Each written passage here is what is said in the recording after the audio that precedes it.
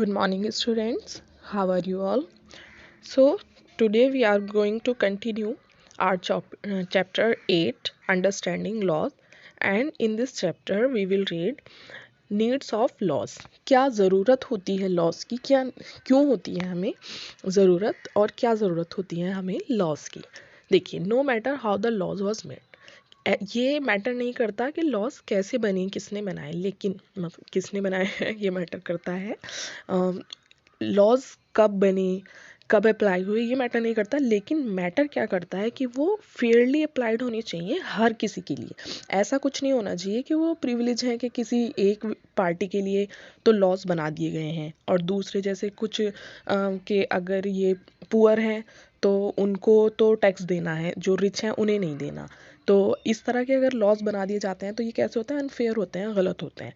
तो इसका क्या होता है कि हर कोई इसका ऑब्जेक्शन करेगा इसके खिलाफ और फिर इन लॉज को चेंज करना चाहिए। अगर कहीं पर भी गवर्नमेंट को लगता है कि कोई ऐसा लॉ है जो किसी के फेवर में सही नहीं है, हर किसी के लिए वो सही नहीं है, कुछ किसी एक पार्टी के लिए सही है और दूसरी पार्टी के लिए वो सही नहीं है, तो उसमें क्या करना चाहिए, उसको चेंजेस करने चाहिए उस लॉ में। It is important that laws are enforce और कैरिड आउट। देखो, ये ऐसा नहीं होना चाहिए कि आपको कोई लॉ बना दिया गया है और आपको उसके लिए इन्फोर्स किया जा रहा है कि आपको मानना ही है। ऐसा नहीं होना चाहिए। मतलब अगर वो लॉ सही नहीं है तो उसके लोगों को राइट है, इंडियन को राइट है कि उसके अगेंस्ट ऑब्जेक्शन करें, और अगर वो सही नहीं है तो वो चेंज होना चाहिए। ठीक है। अगर कोई भी पर्सन है, वो कोई क्राइम करता है और कोई भी ऐसा क्राइम करता है कि उसको उसकी नज़र, उसके जो व्यूज़ हैं उसमें वो सही है, लेकिन अगेंस्ट कॉन्स्टिट्यूशन है, तो उसको क्या होती है कि पनिशमेंट भी मिलती है। लेकिन जब तक उसका वो, अगर उन लॉज के अगेंस्ट वो जा रहा है और वो पाया जाता है कि हाँ वो गलत कर रहा है, तभी उसको उन लॉज को ब्रेक करने की पनिशमेंट मिलेगी। ठीक है। देखो, लॉज का मेन मीनिंग क्या है, क्या नीड होती है कि जो भी सोसाइटी है, जो समाज में, जिस समाज में हम रहते हैं, जिस इंडिया में हम रहते हैं, तो वहाँ पर क्या है, सबको सिस्टमेटिकली चलना चाहिए, किसी के साथ कोई बायस नहीं होना चाहिए कि किसी के लिए तो कुछ चीज़ें अच्छी हैं और वही चीज़ें किसी दूसरे पार्टी के लिए, किसी दूसरे ग्रुप के लिए, कम्युनिटी के लिए वो गलत हैं। ऐसा कुछ नहीं होना चाहिए।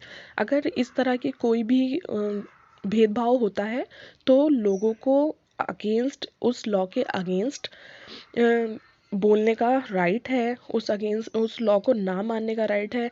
तो इसके लिए इनमें चेंजेस होते हैं, अमेंडमेंट होते रहते हैं टाइम टू टाइम, क्योंकि देखिए सभी लोगों के हित में कुछ चीज़ें, सारी चीज़ें सभी लोगों के हित में सही नहीं होती हैं।